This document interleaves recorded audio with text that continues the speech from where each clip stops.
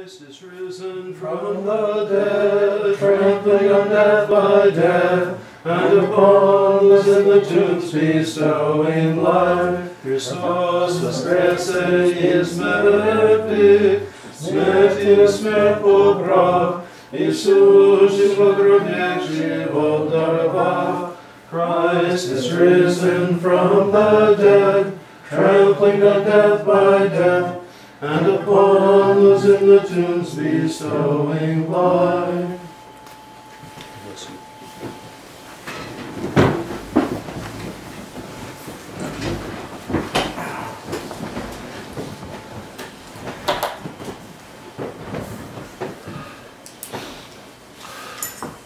So this is for later.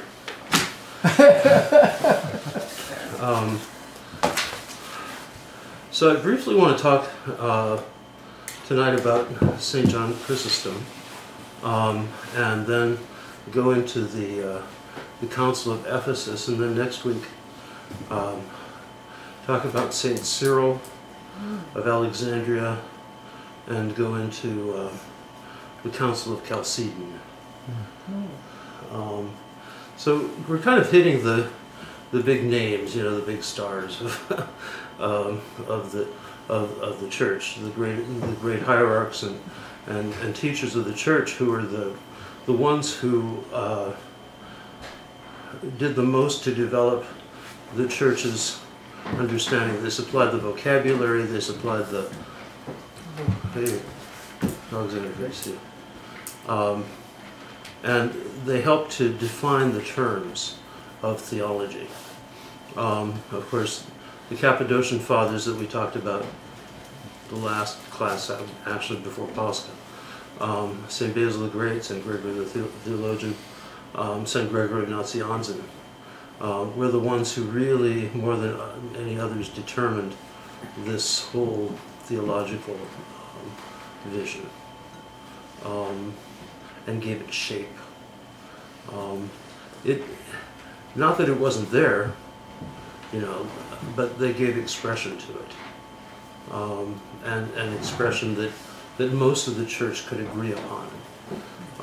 And part of that was because they were brilliant, and they also had brilliant educations. And of course, they came from very high status in Roman society, and so they were among those who were well educated. Not many people were, and so they had a kind of a unique gift. Cappadocians were from Eastern Asia Minor. Cappadocia is just north of Tarsus. Do you remember where Tarsus is? Where St. Paul was from? Cappadocia is just to the north of that, and I'm sure everybody has seen pictures of the old what used to be called Caesarea in the time of St. Basil, and that's the city that's dug into these really odd-shaped kind of limestone or sandstone hills and mounds. So it's kind of a cave city, and it's a large city, like 100,000 people. But they dug, but all the buildings are essentially caves that were dug out, and they still are finding places. They're finding churches. They recently found a church that nobody had been in for God knows how long, and dwellings, and you know, and I mean everything that a city needs. Only it wasn't built with bricks and mortar. It was excavated, and so it makes for some very interesting kind of cityscapes. St. John Chrysostom was from the city of Antioch, and Antioch is kind of more or less located right where modern-day Turkey meets modern-day Syria, up in that kind of corner between Asia Minor and the Syrian coast. There's a large harbor there, and at the time, in the ancient world, Antioch was one of the 3 largest cities in the world. It, with Rome and Alexandria, were the three major cities of the Roman Empire. And Antioch was essentially controlled the entire, what was called the Diocese of the East, which was Asia Minor down through Syria and all the way east into Mesopotamia. And there was a huge population there. It's important to remember that the people of that area have been there for thousands of years. There's, we tend to think of them all as Arabs. Well, they don't think of themselves as Arabs, and they may be speaking Arabic now because that was the language of their conqueror.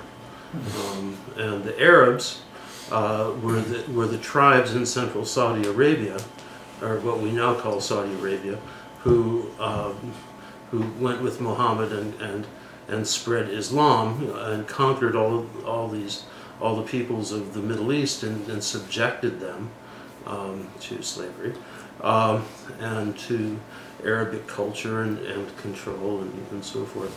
But for example, in Syria, you have a very, very major ancient culture, and some of their cities there that still speak, or there were until the recent war, that still speak Aramaic, which was the language spoken at the time of Jesus. And the Syrians are a unique. They're a unique people, ethnically, physically. They're not Arabs. They're Syrians. It's like Palestinians. All of the people in Lebanon, Palestine, Syria also reflect the influence of the Europeans from the Crusades, the great Western invasions of the 12th and 11th, 12th, well, into the 13th century, until they finally got rid of them. There's a lot of nonsense that gets spread about the Crusades as well. That especially in contemporary politically correct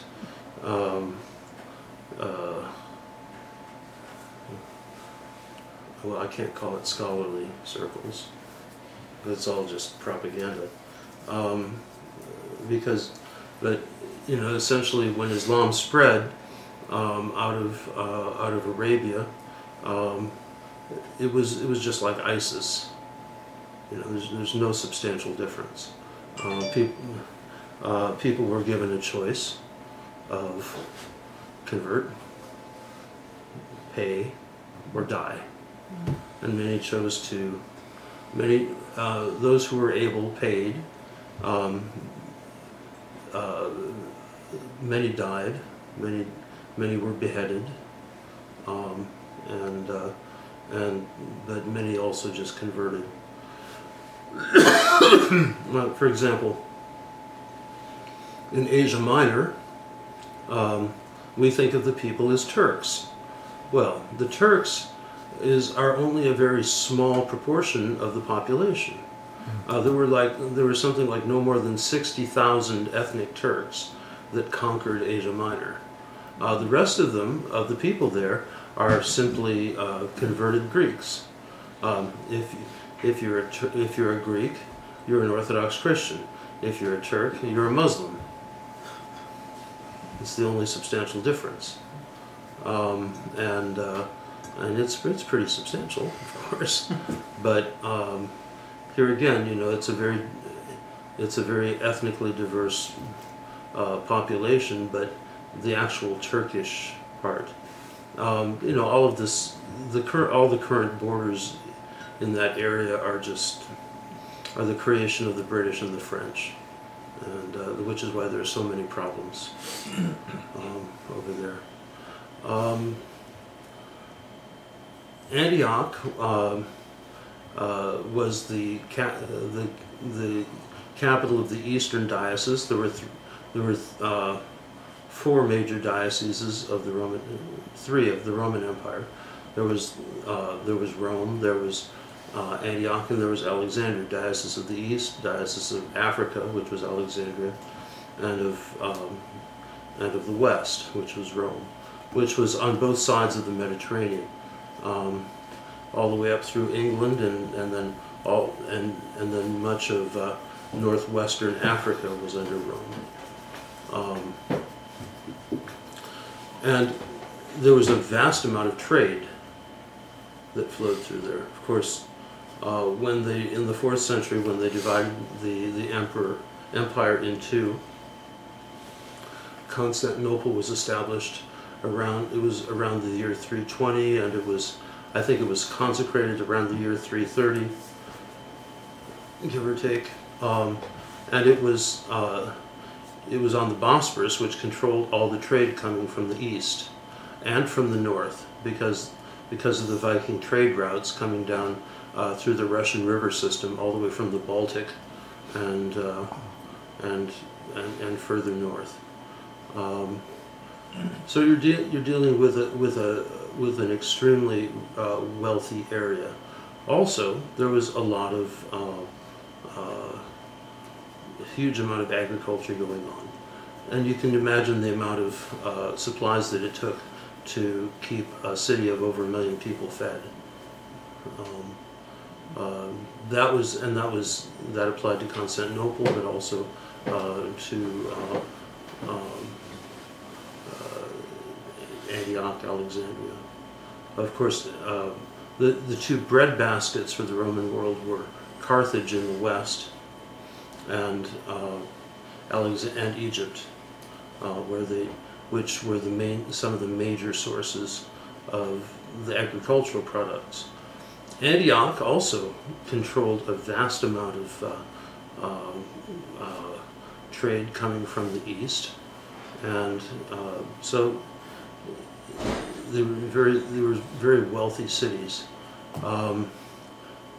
There was going all the way back to around 300 BC.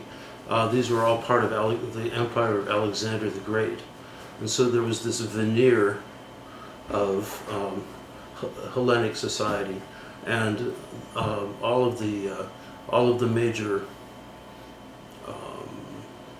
industry, trade, education was all done in Greek. However, there were also the native languages. In Syria, there was Syriac and Aramaic, and in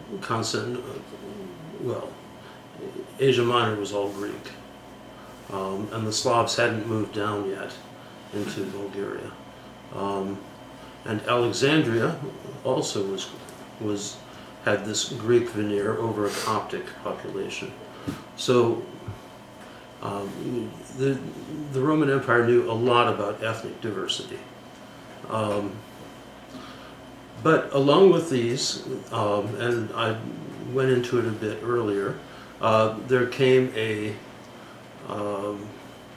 difference.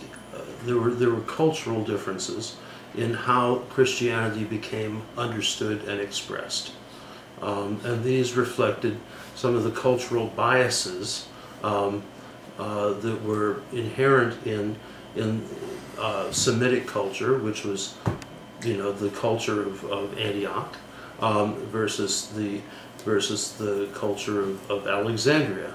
And you had in Alexandria, you had this great tradition of the Alexandrian Catechetical School, which was, I think, founded by Clement of Alexandria. Origen was a major teacher, and it continued. It produced Athanasius, and it had this very strong bias towards a kind of a mystical approach to the faith, and also an allegorical approach to the scriptures. 4 different types of scriptural interpretation: literal, historical, allegorical, typological, and moral. The other Antioch recognized also these different types interpretation, but they focused primarily on the literal historical. Antioch also focused on, because Semitic culture is very concrete, it focused on the humanity of Christ and Jesus' earthly ministry, whereas Alexandria focused on a more mystical approach on the risen Christ, on a more eschatological kind of emphasis, looking at and focused more on the divinity of Christ. So Antioch was focused on the humanity of Christ, Alexandria on the divinity of Christ. In the West, and this is important because Rome begins to play a part in these theological controversies, starting really in the 5th century, and especially with the Council of Chalcedon, but also to a great degree the Council of Ephesus in 431. The Latins had also a very kind of a theological orientation that allied them very kind of closely with the Antiochians. Now, in Antioch, there were, in the Antiochian region, there were a couple of major centers. There was Antioch itself, but there was also Edessa, which is in Mesopotamia.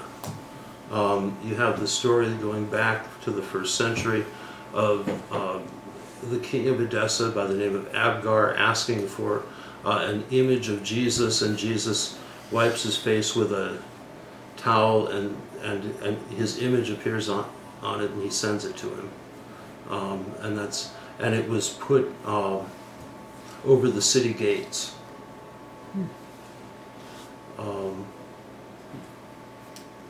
Image of Christ not made with hands.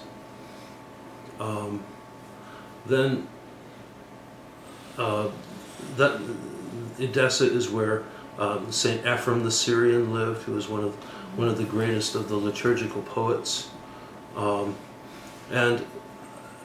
a whole school of Syriac thought really evolved there, less influenced by the Greek thought that was prevalent in Antioch. In other words, it was more purely reflective of Syriac culture as opposed to the Roman culture of Antioch. Even though the people were, it was the same people more or less, there was much more of a Greek overlay in Antioch than there was in Edessa. This would play a big role. One of the major figures was Theodore of Mopsuestia, who was a great interpreter of the scriptures,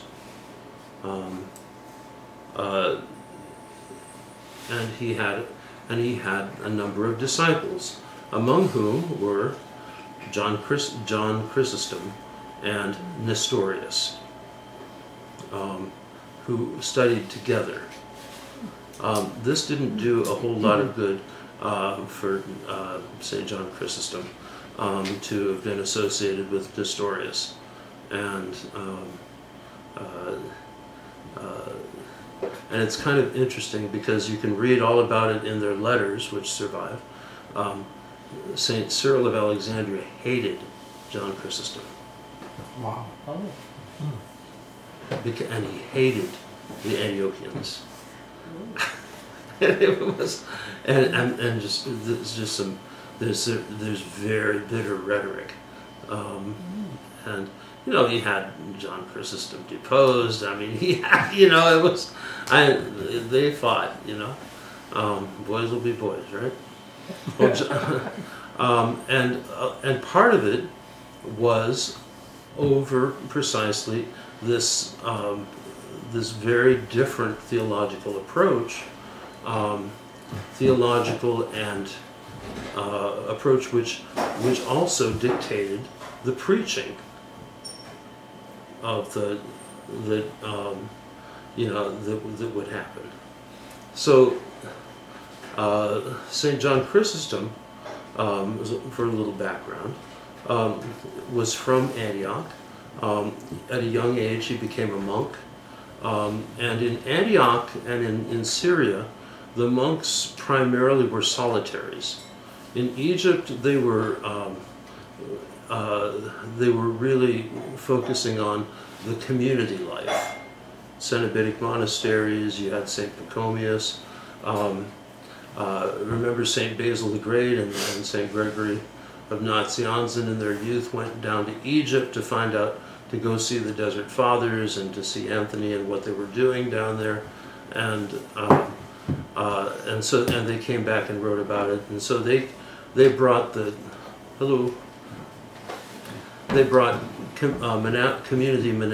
monastic community life into the Eastern Byzantine Empire, and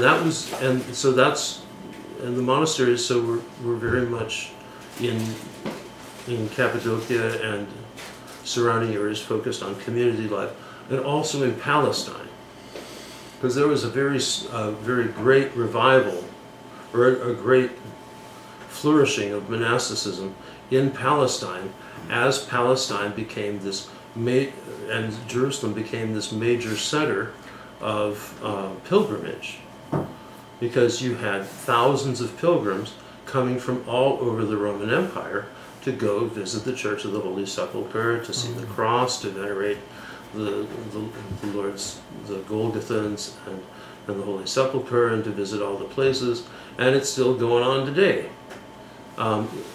St. Gregory of Nazianzen, or St. Gregory of Nyssa, I think, has this whole essay about, what is the point of going to see all these places? They're just physical places like any place else. Yes, Jesus was there, but isn't it better to go and pray in quiet than it is to make this long trip across the sea and spend all this money to go, And they had the tourist shops, and they had the knickknacks, and they had all of this stuff, just like today. He most likely never went. I don't think he did. No. I think so. Now his brother did, Basil, and they spent time in the desert with the hermits in Egypt. But anyway, there was this flourishing of monasticism in Palestine, and there were a number of very large lavras there. A lavra means a big, L-A-U-R-A in the Greek pronunciation, means big monastery, essentially. And what it is, it's a collection of small monastic communities that kind of are together in the same complex. So the law would qualify for that. Yeah, essentially. So, for example, there's the Lavra at Mount Athos, which is the original monastery of Mount Athos, where St. Athanasius was, and it's this huge monastic village, walled monastic village, and there are multiple houses within it. And Vada Petty was the same thing. It's kind of one, and in Russia things morphed a little bit with some of the definitions, but it's still the same idea. The lavras are very, very, very large, and usually very wealthy, powerful communities. So what St. Pachomius had in the desert were lavras.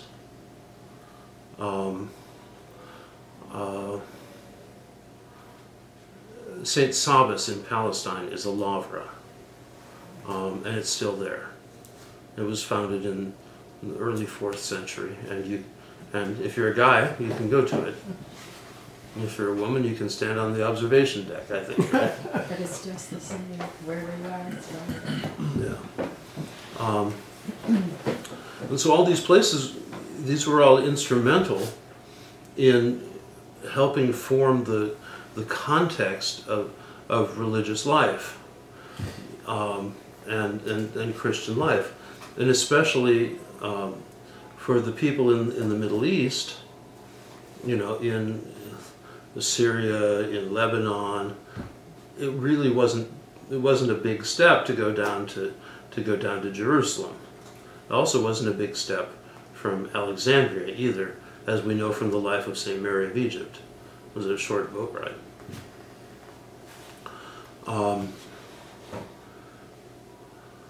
So, into this context, at the end of or in the middle of the 4th century, St. John Chrysostom was born. And he withdrew to a cave outside of the city of Antioch when he was in his early 20s, and he decided to fast and pray. And like so many who go off on a kind of self-willed asceticism, he destroyed his health. You can only deprive yourself so much before it takes a toll, even if you're a healthy young guy. And so his friends had to carry him back into the city. And he already had a brilliant education. He was already known as one of the, you know, a great and promising thing, and it served the and the people of the leaders of the church in Antioch were very pleased because it got him back into their grasp.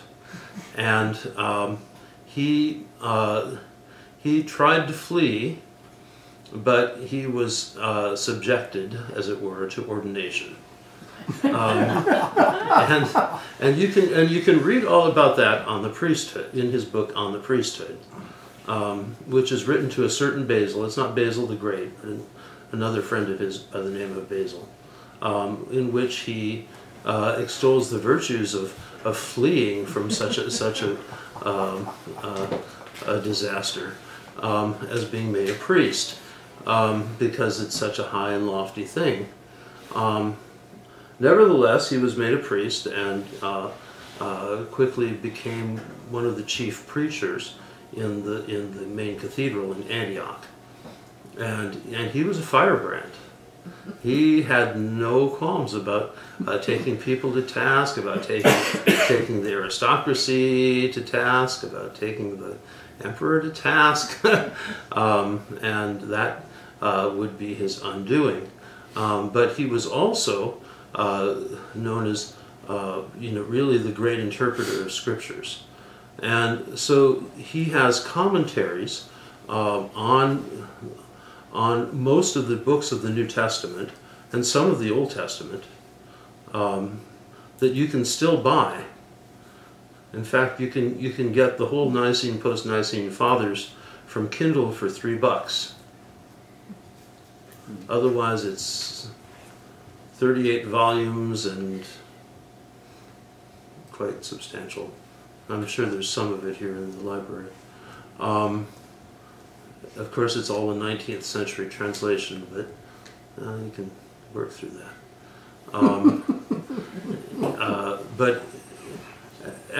But when you read his commentaries, and they're line by line commentaries, he basically sticks very much to the text, and he sticks very much to the literal historical sense of the text.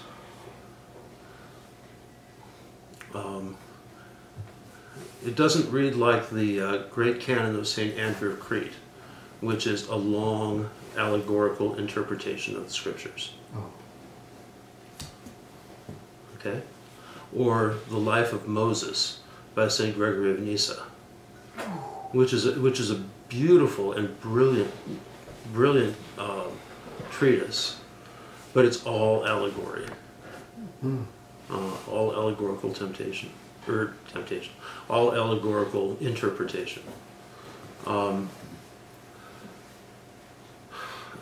Not the ancient fathers, and this is really important because in modern scholastic theology, academic theology in the Orthodox world, it talks about trying to gain the mind of the fathers. Well, one of the ways that you cannot gain the mind of the fathers, so far as I can see anyway, is simply by studying them and quoting them. The only way you can really gain the mind of the fathers is to live like them. Oh. And that means to be immersed in the scriptures, means to be immersed in the liturgical life of the church, and to live a life of ascetic self-denial.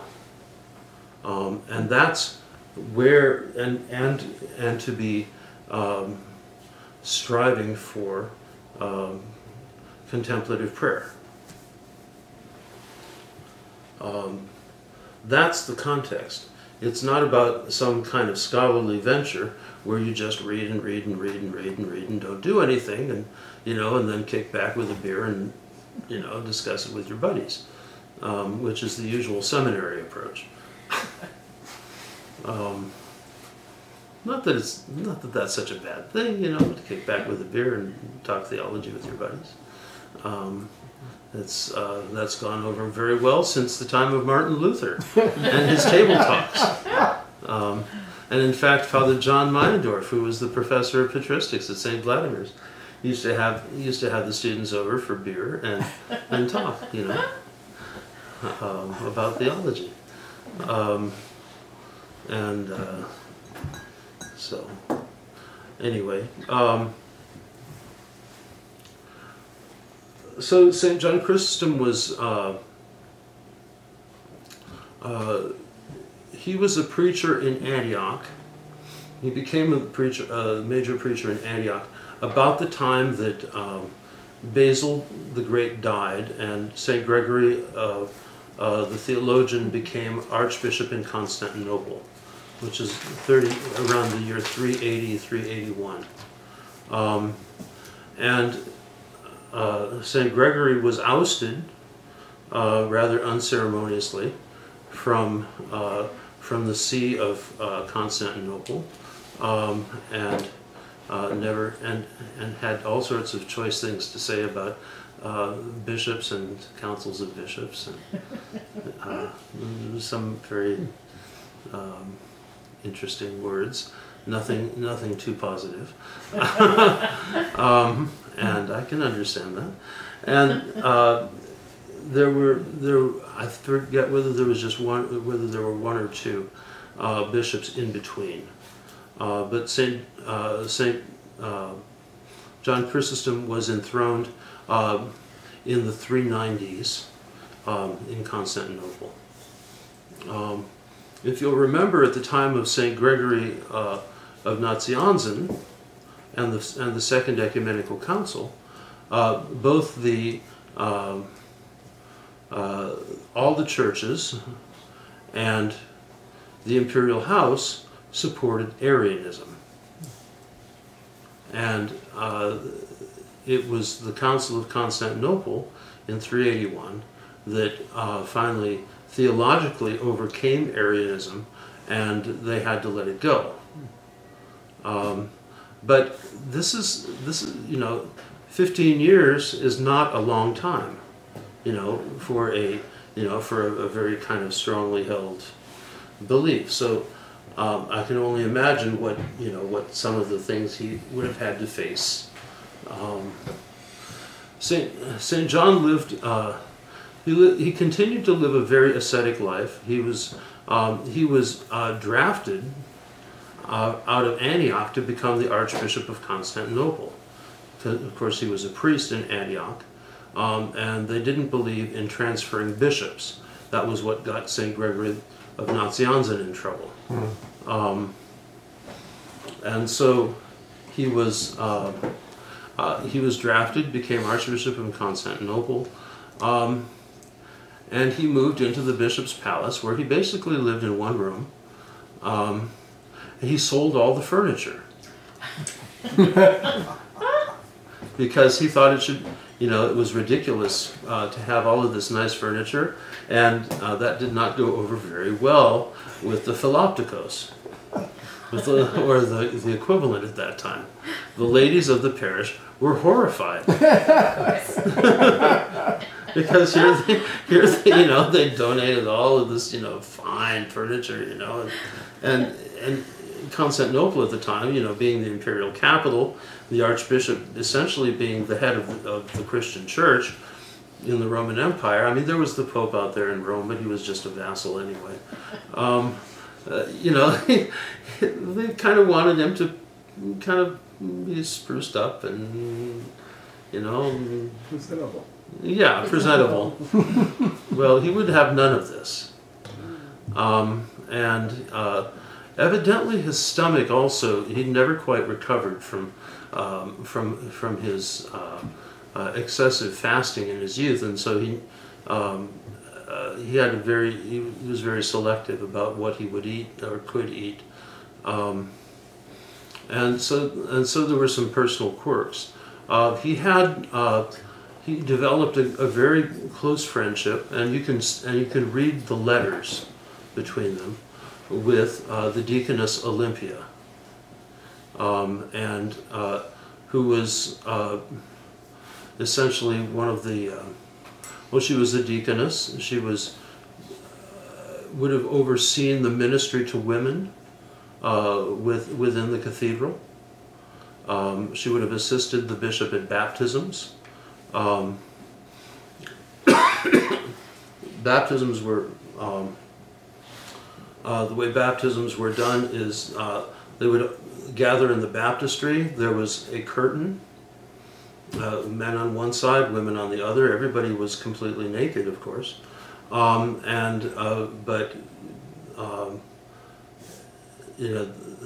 order to maintain propriety,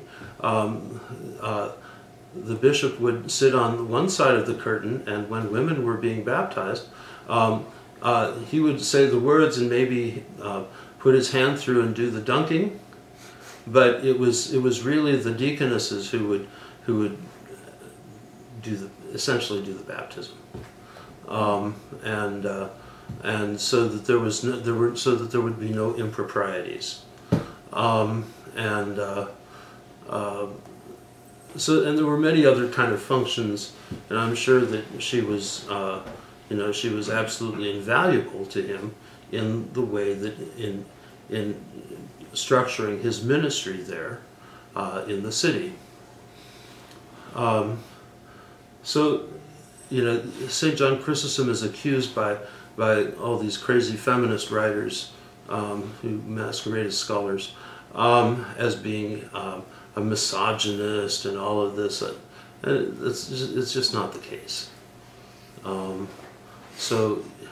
Just like St. Paul gets really short shrift among the so-called scholars, and really what's going on there is that the governing principle is publish or perish. You have to write something new and creative, and what better is there to gain notoriety than to tear down icons,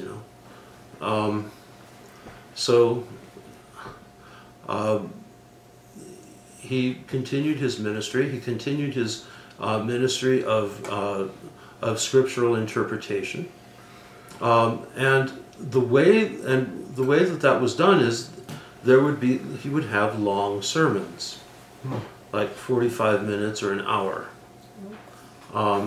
where he would sit on the elevated platform in the center of the church, and the people were standing around. Of course, in the ancient world, the teacher would be the one who would sit, and the people would stand, as opposed to our culture where the teacher stands and the students sit. So he sat and he expounded on the scriptures, and one of the reasons that we have so much text of his is from people's notes. It all got assembled at some point. And he spoke in a very high Greek, and a well-educated Greek, but everybody was able to understand it. And of course, at the time, rhetoric was one of the great spectator sports in the ancient world. People would go to great lengths to hear somebody speak in an artistic manner, or a very highly sophisticated manner. It was very appreciated. There are lots of details. You can read all about him. There's a really excellent book. I just got a used copy called The Holy Fire by Payne, P-A-Y-N-E. And it has biographies of all of these great fathers of the church. St. Vladimir's Press, and I'm not sure what other press. I don't know if it's still in print. I think it's still in print now. But it's worth reading if you're interested. One of the things St. John Chrysostom did is that he never got involved in all of the politics, and especially in all of the theological politics. He didn't get involved in making pronouncements on all these various kinds of winds of theological. He just basically tried to interpret the scriptures in a solid Orthodox manner. And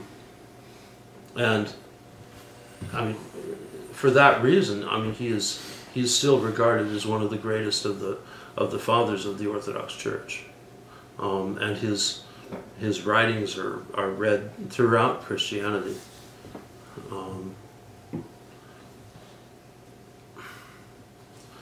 He got into trouble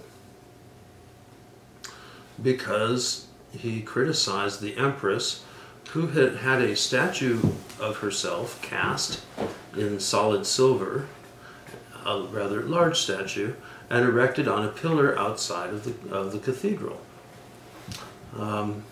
St. John Chrysostom was a great advocate of the poor. For example, he said things like, the extra coat that you have in your closet is one that you've taken off the back of someone who is poor. The extra shoes that you have in your closet are ones that you have stolen off the feet of the poor.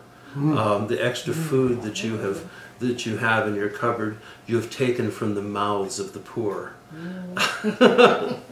So, lots of nice things to endear him to the wealthy. And who was wealthiest but the empress, right? Yeah. And so she had him exiled.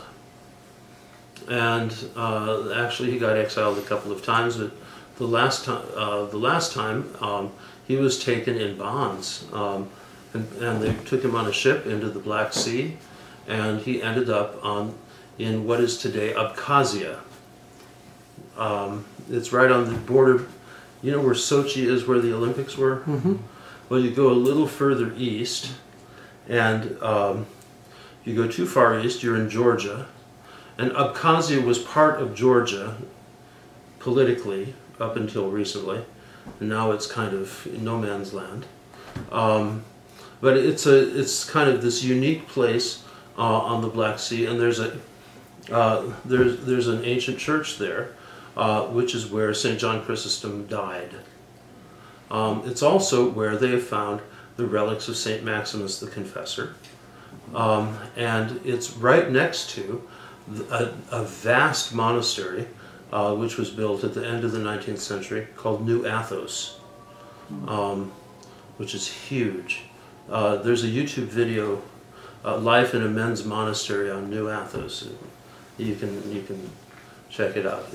But it's this massive Athonite-style monastery. Abkhazia is very interesting because I haven't been there. I want to go, but the mountains just go straight up from the sea, and the Caucasus there are up to 20,000 feet tall. And there's all through the Soviet period there were hermits living in the Caucasus, especially refugees from many of the monasteries in Russia and Ukraine. There's one group of hermits where the abbot of Valam, Bishop Pancrati, and Elder Raphael, they lived in a place called Psku, and there was a novel written, or not really a novel. There was an account written of the hermits there. It's a very interesting area, one that I definitely want to go to. If you're Abkhazian, or I guess if you're American or Russian, it's fine. If you're Georgian, you better watch out, because the Abkhazians are in rebellion against Georgia, Georgian rule. So St. John Chrysostom died there after much suffering, in his imprisoned in exile, and he died with the words, "Glory to God for all things," on his lips. So, now his adversary in the capital, the Empress, did not fare very well, and evidently she died a very horrible death, writhing in pain, and it's said that her casket shook for years, until finally the relics of St. John Chrysostom were brought back from exile, and he was returned to his cathedral, albeit his relics, but still he was shown honor. And I think so that maybe laid her to rest, and I don't know what happened. But there's some quite interesting stories about all of that. So one of the things that is important about this is that at this time, Cyril of Alexandria was the Pope of Alexandria. Alexandria has used the title Pope for its patriarch for centuries. In fact, Pope predates title patriarch.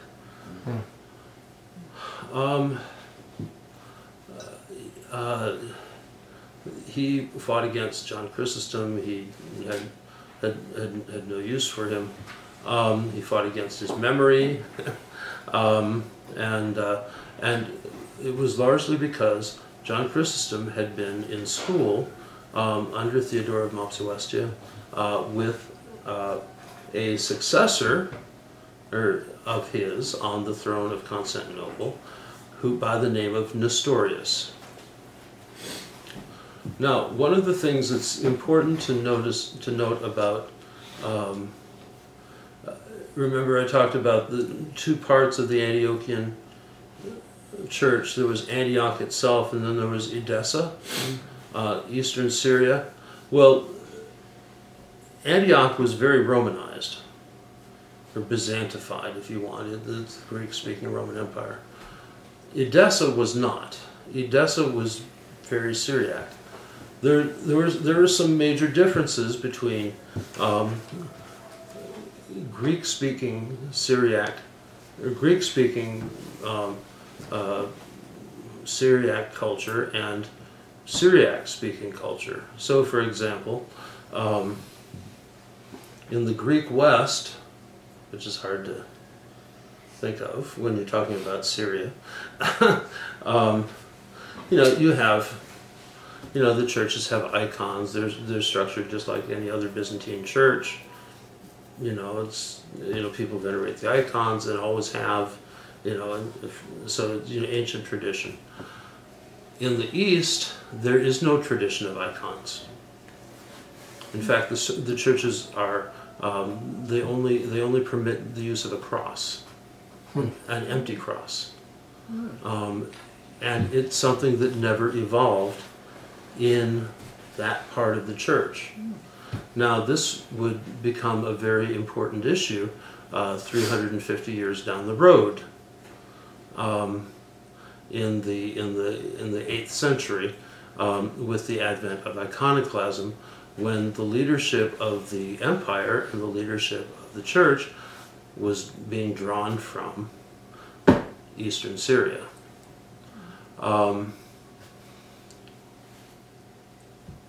They also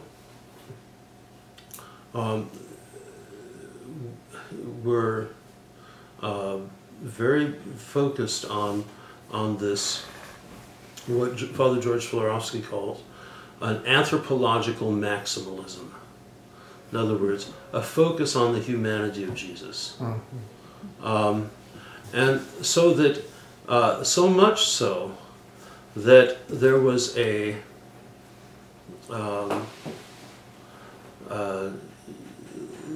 it made note that the idea of the incarnation didn't make sense to them.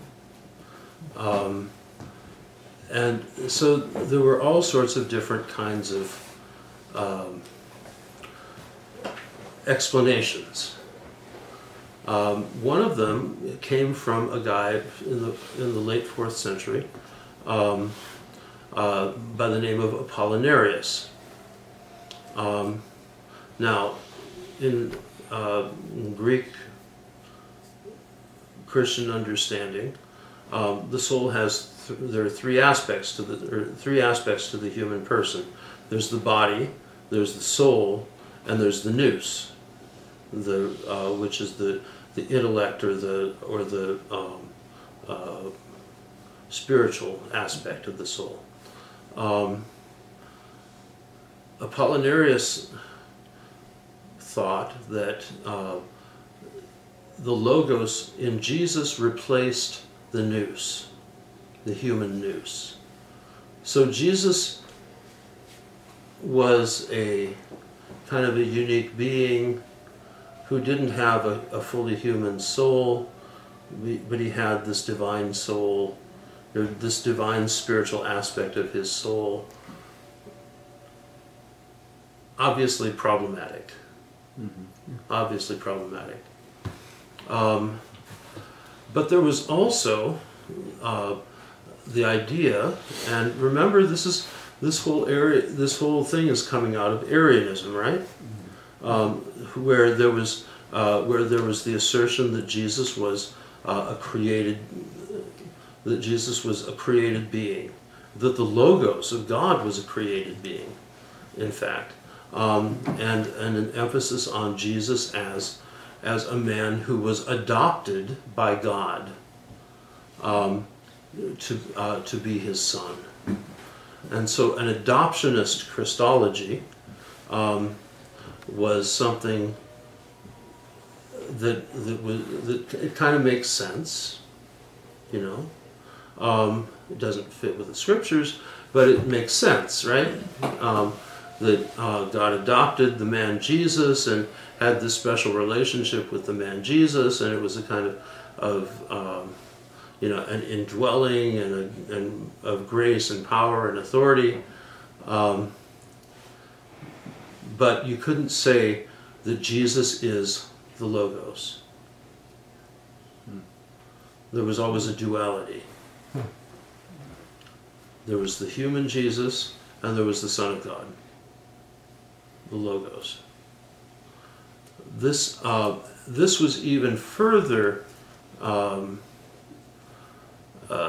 developed in relationship to the idea that how could God have taken on the sinful human nature? Which is a good question. And could he? Or was it too polluted? So one of the early solutions to that was Jesus only appeared to be human. Remember Docetism? And that was at the time of the New Testament. He only appeared to be human. But in reality he was kind of like the Roman gods or the Greek gods, you know, he could take human form, but he was really, you know, really not flesh.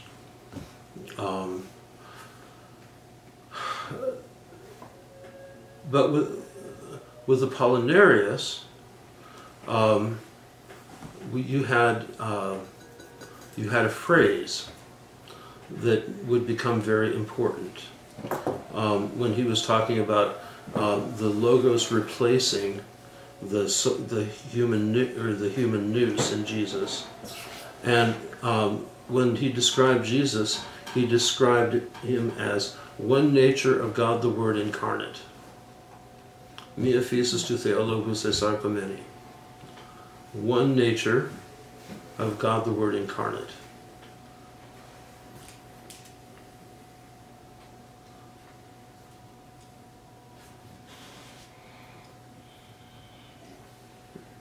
Now, Apollinarius was from the area of Antioch.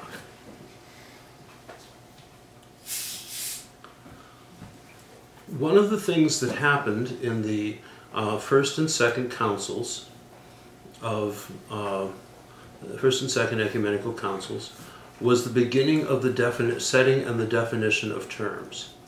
And each council not only sets the terms, but they set the problems that have to be resolved at the next council.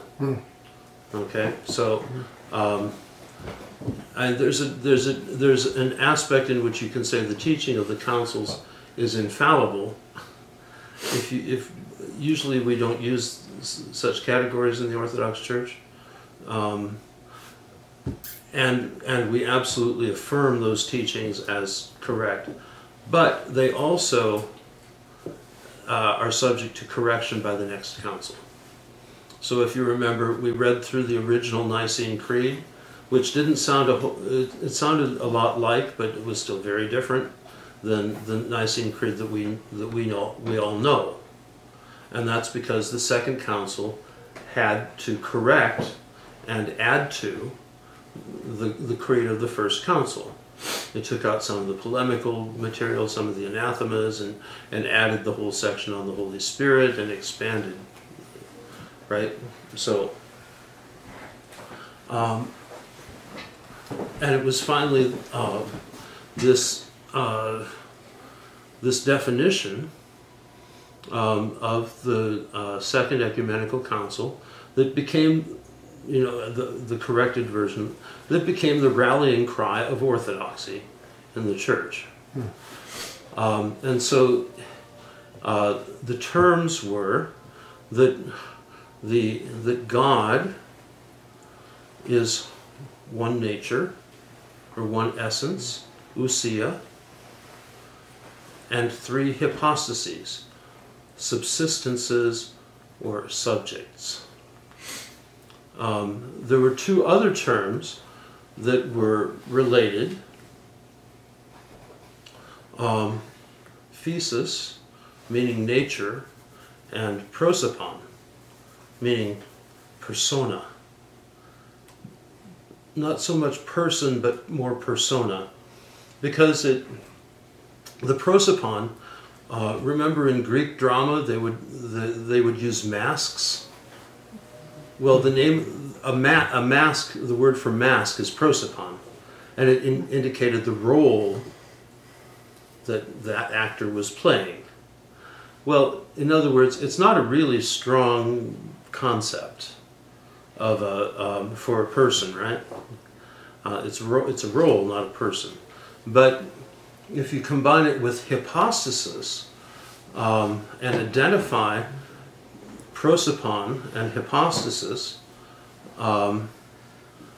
you've got a fairly strong concept of what a being is.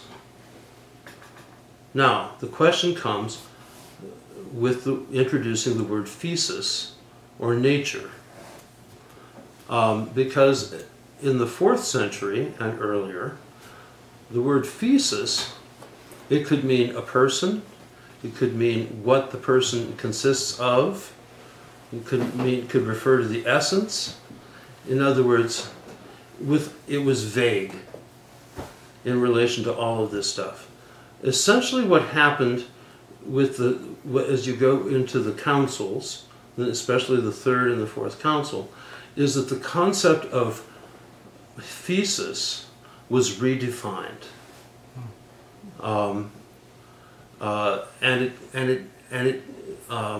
instead of referring to a specific individual, which it had before in certain schools of thought, it began to refer to what a group of individuals share in common, their nature, right? So the movement in theological definition was to try and come up with a vocabulary that could be applied to the Trinity, Trinitarian theology, as well as Christology, as well as soteriology, anthropology, so it would be a uniform vocabulary. This did not exist before. There are people, scholars that accuse Orthodoxy of being Neoplatonist. Well, the Neoplatonic meanings of these terms was something very different. And what happened is that Christianity, Orthodox Christianity, developed its own philosophy. It developed its own understanding of the terms. It developed its own definitions of the terms that unique from and distinct from their original definitions as they were being used in contemporary philosophy. What's the name? What's the name of the discipline of?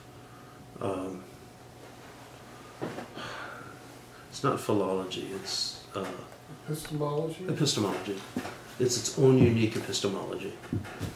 And this is very important, because to understand why you have a schism that happened at the Council of 431, to understand why you had a schism that happened in the Council of 451 that are still with us today, it was all about epistemology and precisely the meanings of these terms and the shifts in the meanings which these other groups did not accept.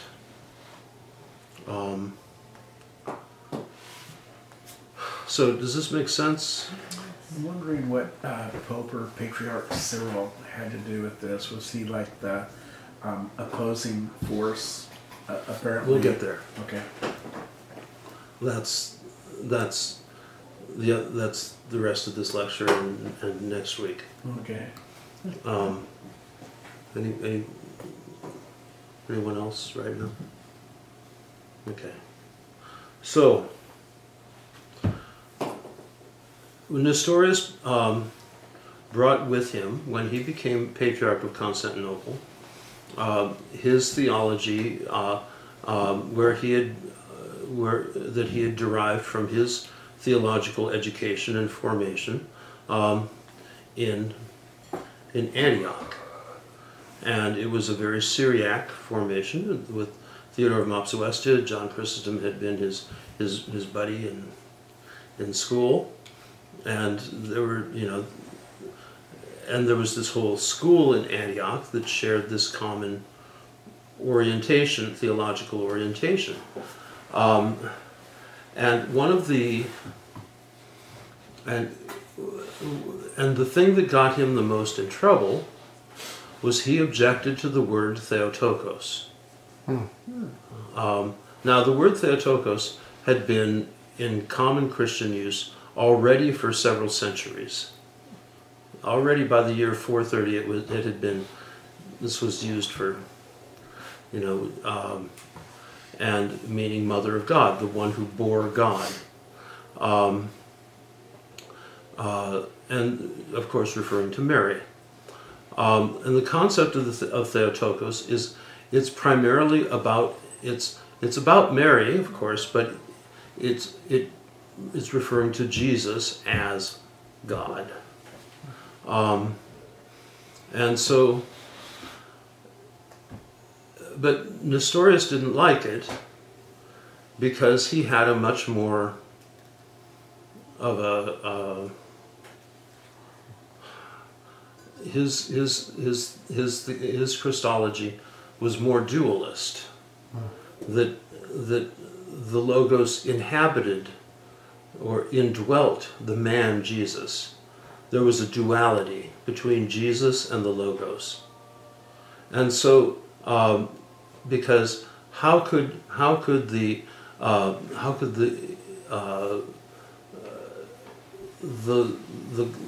living God take on sinful flesh? He couldn't. That didn't work for him. So he said instead, Theotokos is nice liturgical hyperbole, and and God knows Byzantine rhetoric is full of hyperbole. But it would be better to call her Christotokos, the one who bore Christ. Oh. Instead of Mother of God, she's the Mother of Christ. Well, obviously she's the Mother of Christ, but that doesn't go quite far enough. If you affirm that she's also Theotokos, it's fine. But if you say she's Christotokos and not Theotokos, that's where the problem starts, because it implies an entirely different Christology, an entirely different idea of who Jesus is. And so Nestorius, the basic Nestorian, which is basic Antiochian teaching, was much more emphasized this duality between the Logos and the man Jesus, whether it was a leftover adoptionism or whether it was an Apollinarian kind of indwelling or replacement of the soul of Jesus by the Logos, or something like that. Of course, there was an imbalance.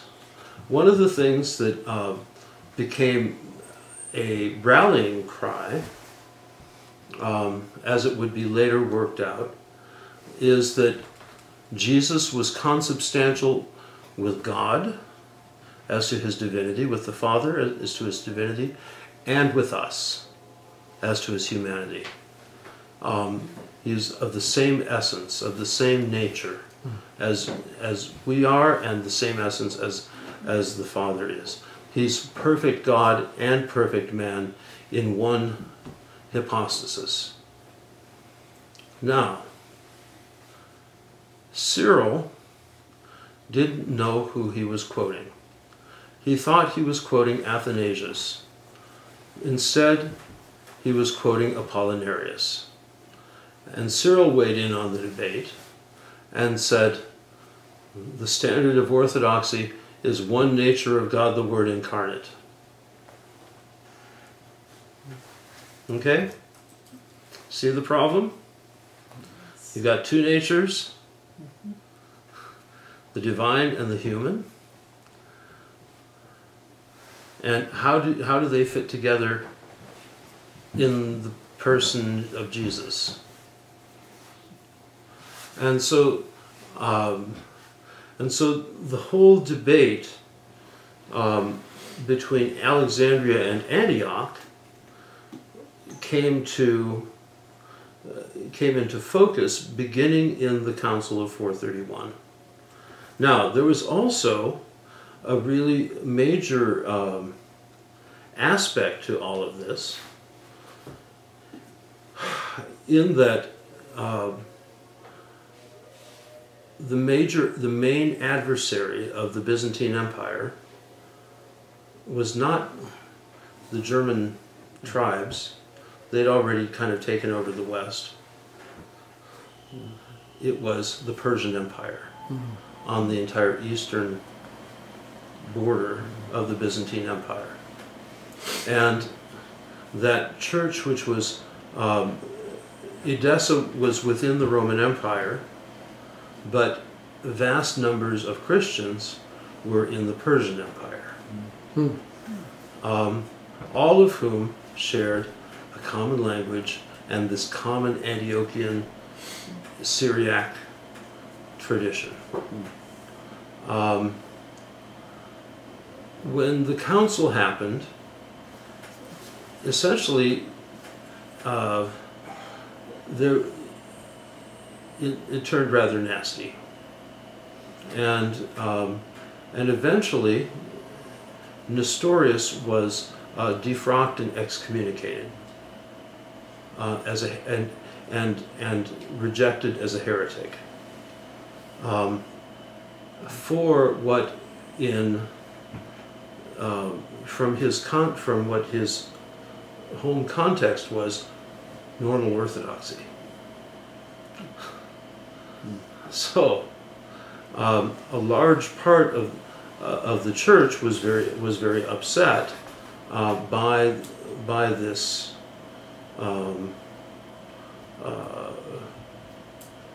by these events, and so because it was rather politically incorrect, if you were a member or if you were a citizen, as it were, of the Persian Empire, to be part of the Church of the Roman Empire, it became far more expedient for the church in the Persian Empire to separate from the church in the Roman Empire. And so there was a tremendous amount of support. It was never about Nestorius's leadership of the church in the East, but it was kind of standing for a common principle and more for a kind of like for a homeboy kind of thing. This became a very this issue became was long lasting, and still to this day the Church of the East, which is the Assyrian Church and the church that was it was huge in Iraq up through until the United States went in and bombed destroyed Iraq. And actually, the Patriarch of Baghdad lives in Chicago. And there are huge communities of Assyrian Christians throughout the United States now. So the Church of the East, they're both the ancient Church of the East, which remains so-called Nestorian, as well as Assyrian Catholics, in other words, Church of the East people who went under the Roman Church, because there was a strong push to missionize them by the Roman Church, and a variety of other kind of jurisdictions that embraced that. Nestorius ended up retiring to the monastery that he came from, and always thinking that he maintained orthodoxy, and never really accepting the charge of heresy. One of the things that became essential to this whole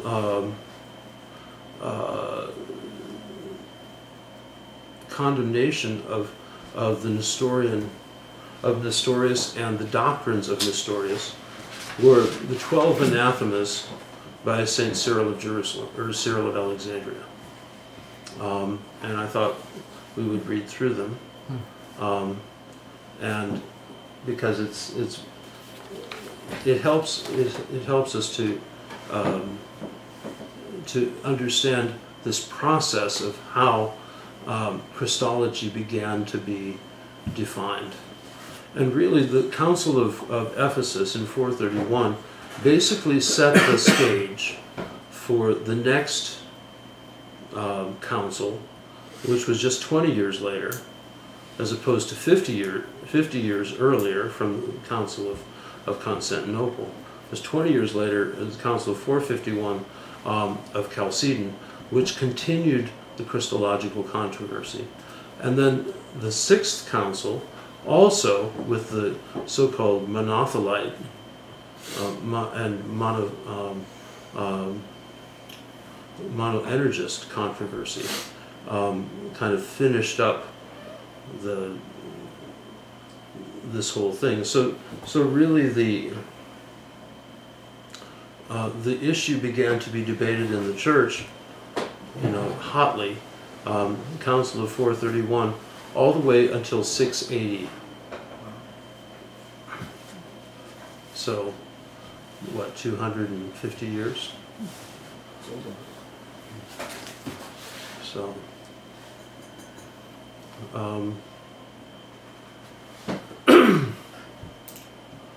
so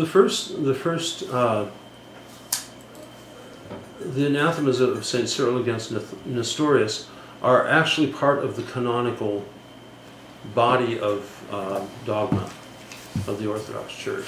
They were read into the minutes of the council. These became part of the doctrinal statement. So, number one, if anyone will not confess that the Emmanuel is very God, and that therefore the Holy Virgin is the Mother of God, Theotokos, inasmuch as in the flesh she bore the Word of God made flesh, as it is written, the Word was made flesh, let him be anathema. Now there's also Nestorius's response,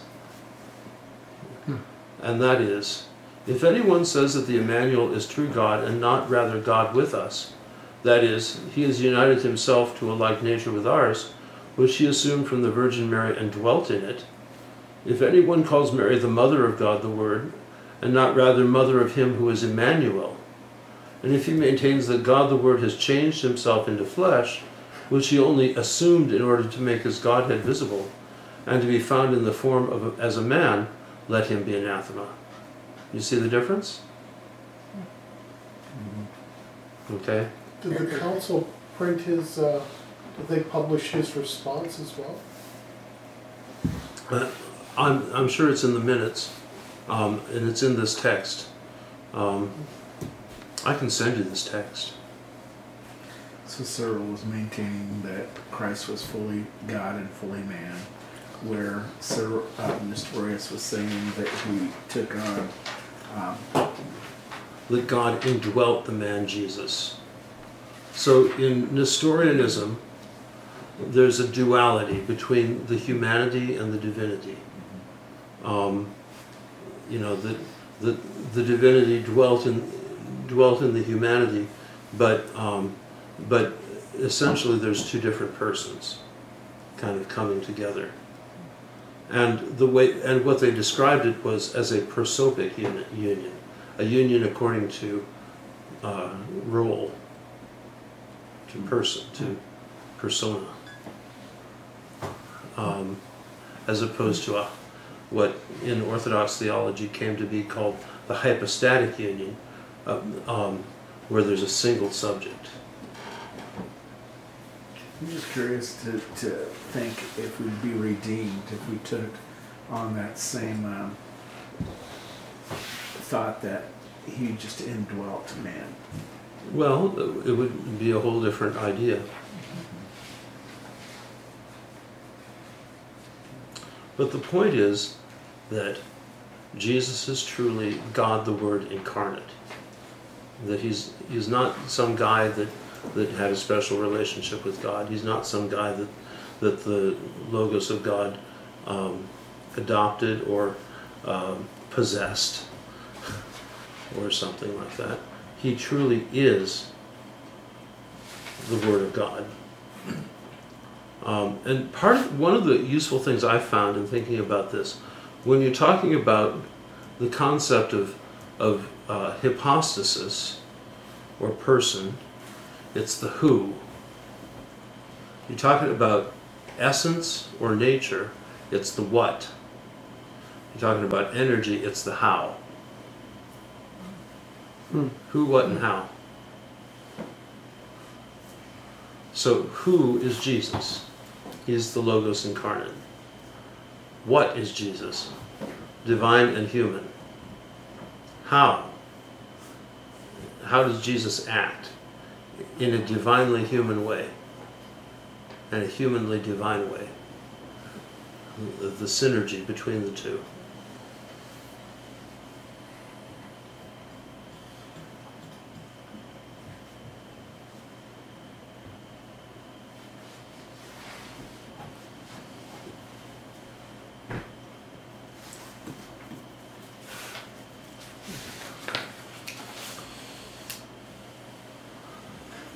So, I won't read Nestorius, so that it'll be too confusing. Number 2, if anyone shall not confess that the Word of God the Father is united hypostatically to the flesh, and that with that flesh of his own, he is the one only Christ, both God and man, at the same time, let him be anathema. In other words, the Logos is in hypostatic union with his humanity. In other words, he is the hypostasis. He is the person who is present as both God and man. Mm-hmm. There's not a duality. It's not two persons. There are two natures, but not two persons. Otherwise, you have a schizophrenic Jesus. Does this make sense? Mm-hmm. Kind of. Yeah. And this is technical. This is very technical language. Mm-hmm. So, number 3, if anyone shall, after the hypostatic union, divide the hypostases in the one Christ, in other words, saying that in the incarnate Jesus there is a man Jesus and distinct from the person of the Logos, joining them by that connection alone, which happens according to worthiness or even authority and power, and not by a coming together, which is made by a natural union, enos in physikin, let him be anathema. In other words, it's a natural union, a union of natures, of the divine and the human, in the one person.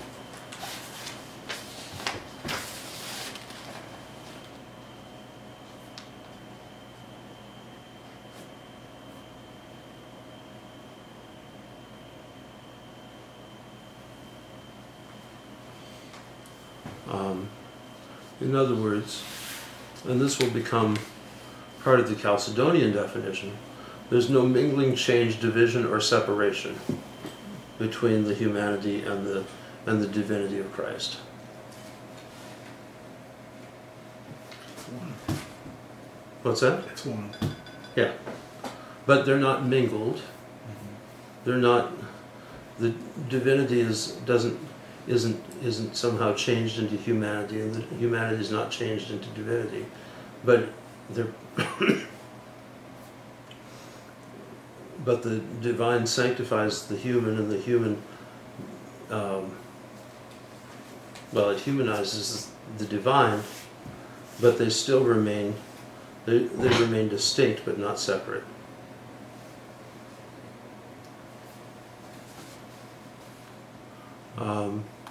If anyone shall, number 4, divide between two persons or subsistences, hypostases, those expressions which are contained in the evangelical and apostolic writings, or which have been said concerning Christ by the saints or by himself, and shall apply some to him as to a man separate from the Word of God, and shall apply others to the Word of God the Father, on the ground that they are fit to be applied to God, let him be anathema.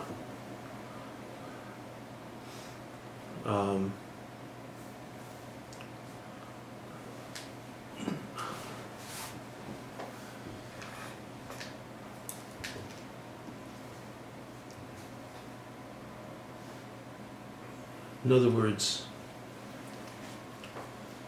everything that Jesus did was in a divinely human manner, or a humanly divine manner. So,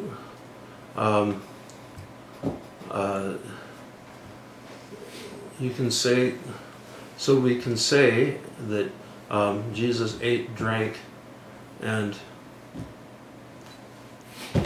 went to the bathroom as the incarnate God, and that he raised the dead and healed the sick as the incarnate God, as the God-man.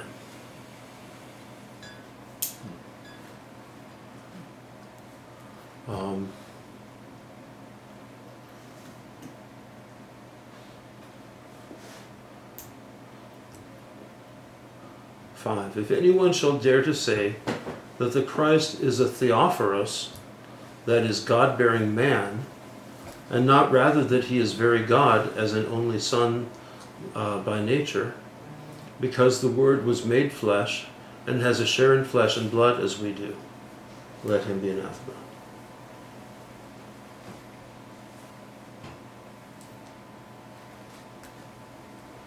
In other words, Jesus is not just a man who bears God within himself. 6. If anyone shall dare say that the Word of God the Father is the God of Christ, or the Lord of Christ, and shall not rather confess him as at the same time both God and man, since according to the Scriptures the Word was made flesh, let him be anathema. In other words, the Logos is not the God of Jesus. The Logos is Jesus.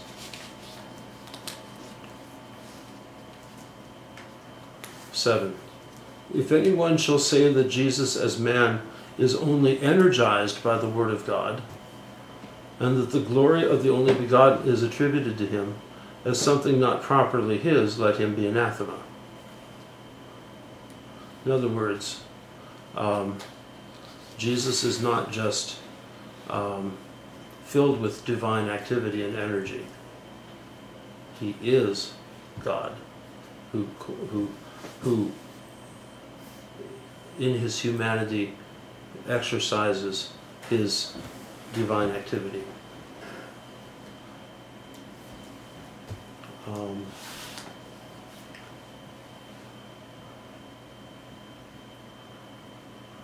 If anyone ate,